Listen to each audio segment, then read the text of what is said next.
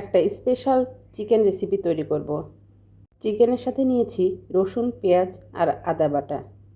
নিয়েছি হলুদ, মরিচ, ধনে আর জিরা গুঁড়া। দিয়েছি পরিমাণ মতো টক দই। দইটা আমি একটু ফেটে নিয়েছি। এ পর্যায়ে দিয়েছি কাশ্মীরি লঙ্কা গুঁড়া। দিয়েছি ক্যাপসিকাম পাউডার, চিলি সস। এ পর্যায়ে দিয়েছি সয়াবিন তেল, সব রকম গোটা মশলা। ভালোভাবে মেখে 1 ঘন্টা রেস্টে রেখেছি। একটা প্যানে পরিমাণ মতো তেল নিয়েছি। মাংসে পেঁয়াজের বেরেস্তা দিতে ভুলে গিয়েছিলাম, এ পর্যায়ে দিয়ে নিয়েছি।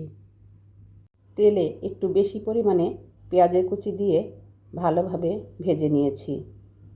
দিয়েছি 2টো তেজপাতা। এ পর্যায়ে ম্যারিনেট করা মাংসটা পেঁয়াজে দিয়ে দিয়েছি। মাংসটা পেঁয়াজ আর তেলে ভালোভাবে কষিয়ে নিব। কষানোর ফাঁকে দিয়ে দিয়েছি 1 মুঠো পেঁয়াজের বেরেস্তা। কষাতে কষাতে আমি বেশ কয়েকবার পেঁয়াজের বেরেস্তা দিয়েছি। সামান্য একটু গরম পানি দিয়ে ঢেকে কিছুক্ষণ রান্না করেছি। মাত্র এই একটা উপকরণ দিয়েই চিকেনের স্বাদটা একদম স্পেশাল হয়ে যাবে। উপকরণটা হলো তেঁতুলের মাড়। স্বাদের ব্যালেন্স আনার জন্য দিয়েছি চিনি, কাঁচামরিচ ফালি, গরম মশলা গুঁড়া, পেঁয়াজের বেরেস্তা, কয়েকটা আলু বোখরা। অন্য যতভাবেই আমি চিকেন রান্না করেছি, এই চিকেনটা একদমই আলাদা। যেমন দেখতে সুন্দর, তেমনি স্বাদের দিকেও একদমই আলাদা। এটা আমি ঈদের দিনে রান্না করেছিলাম। আমি ঈদের দিন যত রান্না করেছিলাম তার ভেতরে এটাই সেরা ছিল। এখানে আমি পোলাও রান্না শুরু করলাম। ঈদের দিন বলে কথা, পোলাও রান্না না করলে কি আর চলে? এই চিকেন রান্নাটা পোলাওয়ের সাথে যেমন ভালো লাগে, তেমনি সাদা ভাতের সাথেও ভালো লাগে।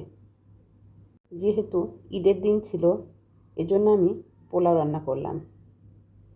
পোলাওতে 1 চামচ চিনি দিলে আমার মনে হয় স্বাদটা দ্বিগুণ বেড়ে যায়। এ পর্যায়ে দিয়েছি আলু বোখরা, কিশমিশ, বাদাম, কাঁচামরিচ ফালি। এদিকে দিয়েছি ঘি আর পেঁয়াজের বেরেস্তা। সবশেষে কেওড়া জল। এ পর্যায়ে ঢেকে দমে রাখব। তো এ পর্যায়ে পরিবেশনের পালা। তো আমার এই স্পেশাল চিকেন রেসিপি আর পোলাও আপনাদের কেমন লাগলো? ভালো লাগলে ট্রাই করতে পারেন।